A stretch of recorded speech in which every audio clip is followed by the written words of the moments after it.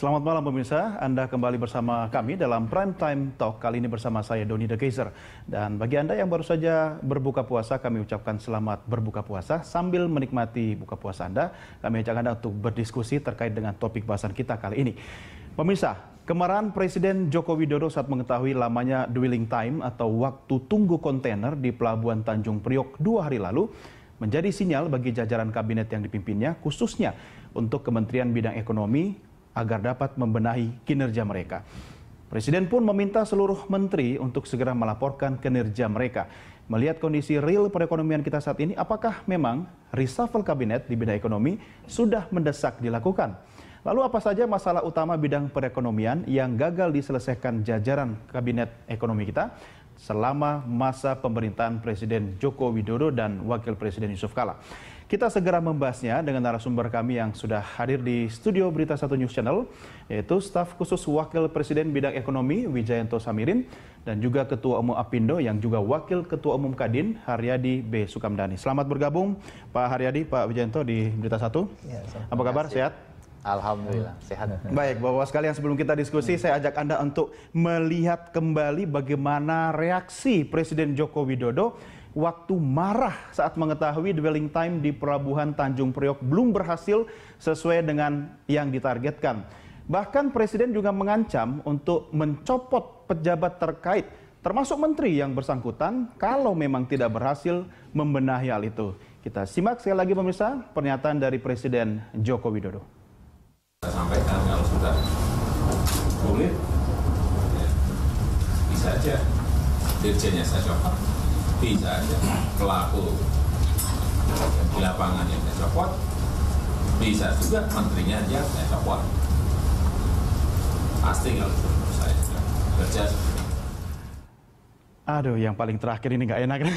Bisa jadi menterinya juga dicopot. Untung nggak ada menteri di studio kali ini. Tapi siapa kira-kira dari Pak Haryadi dulu nih, biar aman nih. Menteri yang paling deg-degan sekarang ini menurut Anda?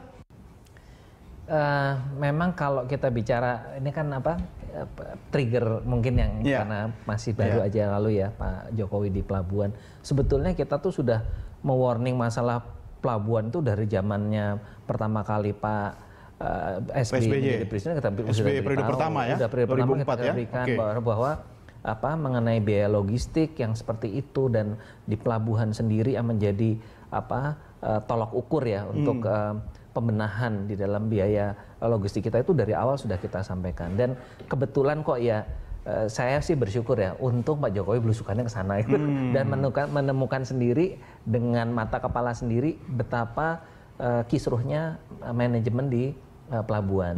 Anda bersyukur karena kaitannya dengan pengusaha, Anda pengusaha? Iya, karena sekarang kan kita udah tahu bahwa biaya logistik kita ini kan yang tertinggi. Jadi selama ini pengusaha sebenarnya sudah teriak-teriak ya? Sudah sampai sekarang contohnya aja penggunaan rupiah aja deh. Kita semua sudah sepakat rupiah harus kita gunakan untuk segala transaksi. Tapi kan di pelabuhan enggak. Itu rupiah enggak laku ya. Ini paling kebal bener gitu. Jadi kita sih saya pikir gini Pak Haryadi, orang atau pengusaha mungkin lebih senang kalau menggunakan dolar begitu. Enggak, kan kita ada kesepakatan nasional bahwa kita menggunakan rupiah. Semua sudah menggunakan, bahkan PLN juga yang juga menggunakan pinjaman luar negeri juga mereka hedging, mereka pakai rupiah. Tapi emang pelabuhannya paling kebal gitu. Dan kita sih dalam hati kita ngelihat syukurin. Ini momentum sebenarnya untuk membenahi. Karena ya menurut saya tidak hanya masalah satu menteri, dua menteri, ini kan masalah koordinasi, Mas. Iya. Dan sebetulnya lintas sektoral ya. Semua itu dari zamannya Pak Mahendra turun ya Wamen Keuangan waktu kita juga masalah dwelling time ini juga sudah diketahui mana apa namanya yang menjadi kendala, dan ini menurut saya memang momentum yang bagus.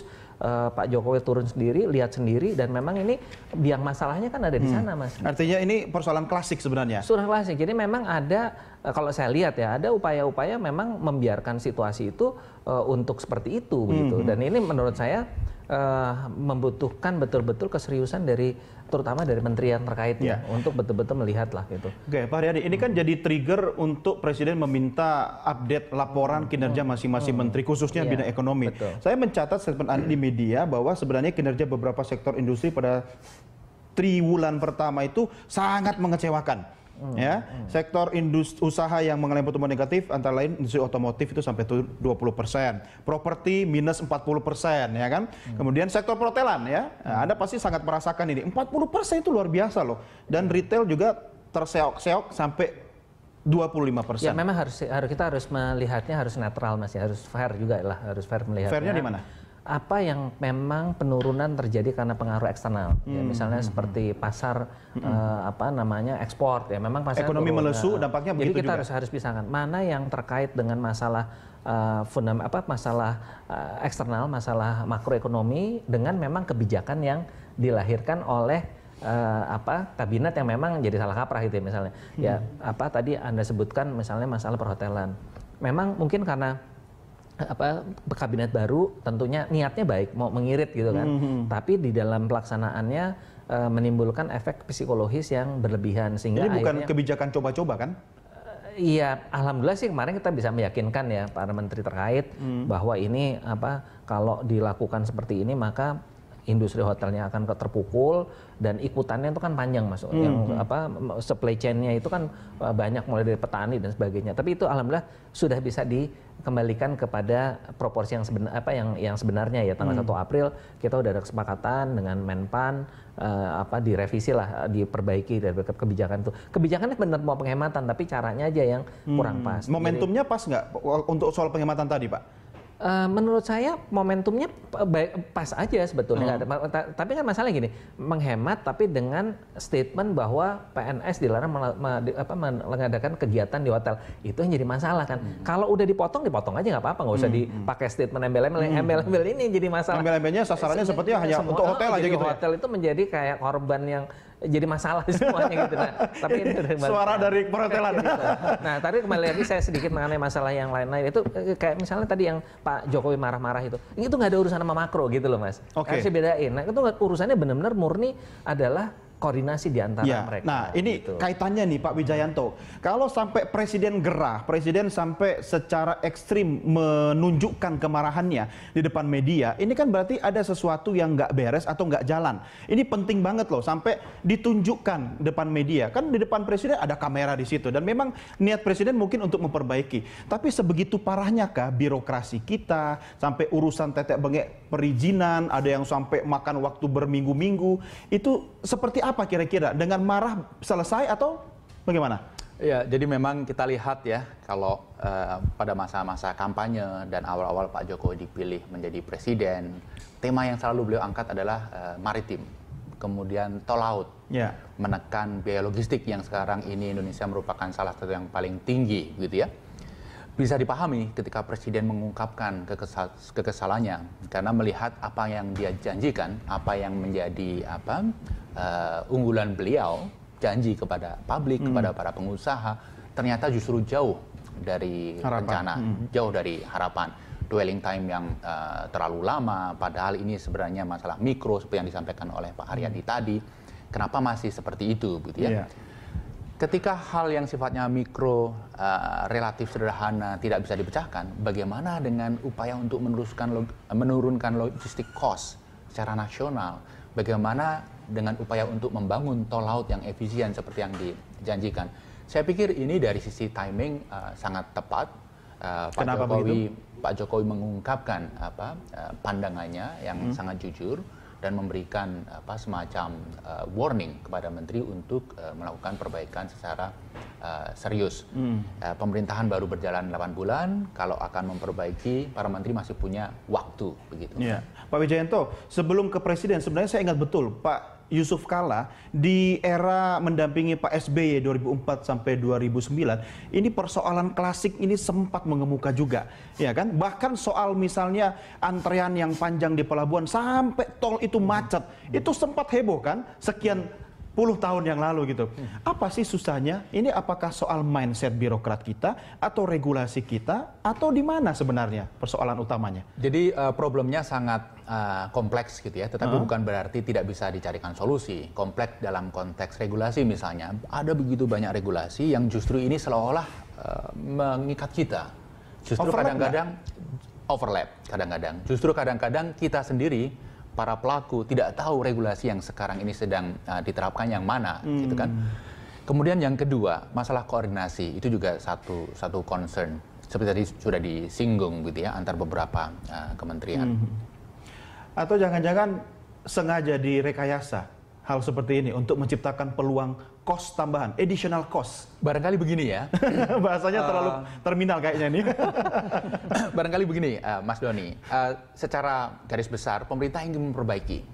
Tapi karena tidak berhasil memperbaiki, ada penumpang gelap yang menikmati kondisi ini. Nah, ini bahasanya terlalu santun. Mungkin Anda yang bisa menceritakan pengalaman di lapangan seperti apa, Mas? Singkat saja. Memang kalau di urusan di pelabuhannya memang sangat luar biasa. Jadi Anda tahu bahwa pada posisi ini kan sekarang importnya turun, betul, ekspornya turun. Iya. Kok dwelling time-nya masih segitu tingginya, gitu kan? Pertanyaannya ada apa gitu? Pertanyaan kan memang ada yang sengaja dan yang luar biasanya, ya saya sorry kalau saya ngomong di publik seperti ini, tapi yang kita disuguhkan kan kita kaget-kaget terus. Cilamaya yang udah dirintis Mas ya, dari zaman stadinya Pak SBY seperti itu tiba-tiba dengan sekitar di stop, dipindahin tempat. Ya kita bukan ini dengan Pak Yusuf Kala, tapi mulai dari nol, bukan kan? ini, tapi siapa sih ini yang bisikin Pak Yusuf Kala? Justru kalau jangan-jangan Pak Wijayanto. Kalau saya yakin pasti yang bisikin orang-orang yang berkepentingan, yang nggak kepengen ada kompetisi baru. Ya, kalau ada kompetisi baru, padahal Jepangnya juga udah mau, ya kan? Jepangnya mau investasi. Kalau kita sebagai pelaku ya, sebagai pengguna seneng kan, wah ada persaingan sehat nih. Kita buktikan aja Tanjung Priok sama Cilamaya bagusnya mana.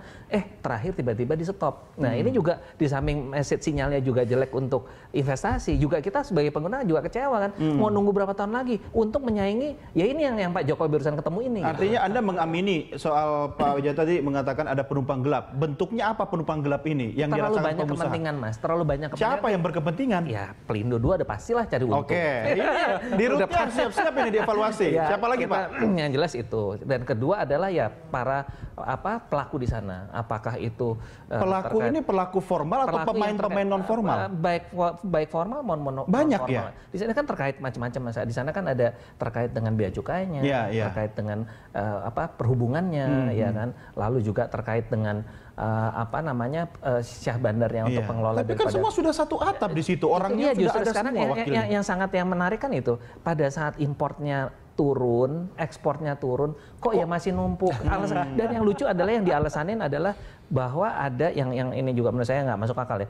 Ada kecenderungan orang menumpuk kontainer karena biayanya lebih murah daripada di gudang. Mereka daripada sewa gudang di luar. Kan nggak masuk akal Mas. Kalau saya sebagai otoritas di pelabuhan udah tahu barang ini menjadi penghambat. Harusnya dia kan punya otoritas untuk mencabut itu. Apapun lah bisa diatur. Masa negara nggak bisa ngatur sih? Artinya otoritas pelabuhan juga bermain di sini. Saya lihatnya adalah karena ini zamannya yang kemarin heboh-heboh tahun lalu Mas, waktu Pak Mahendra turun di sana, diturunkan Pak SBY, itu juga hebohnya udah begitu Pak Mahendra balik semua balik lagi gitu loh. Jadi menurut saya memang saya sangat mendukung sekali Pak Jokowi ya untuk membereskan ini karena memang logistik itulah ujung tombak kita di dalam penghematan kos kita kan gitu. Ini pertanyaan yang sampai 8 kali diajukan Presiden Jokowi kemarin tidak ada yang bisa jawab dan Anda menjawab beberapa di antaranya. Nyatanya begitu kok, masa aneh. Semua udah jelas kok, udah jelas. Tanya Pak Mahendra deh, Pak Mahendra yang dulu diterjunkan. Masalahnya bukan itu Pak Riyadi, ini menyangkut dapur ya. Iya, itu dia. Kita akan lanjutkan di segmen berikutnya. Pemirsa, kami segera kembali sesaat lagi.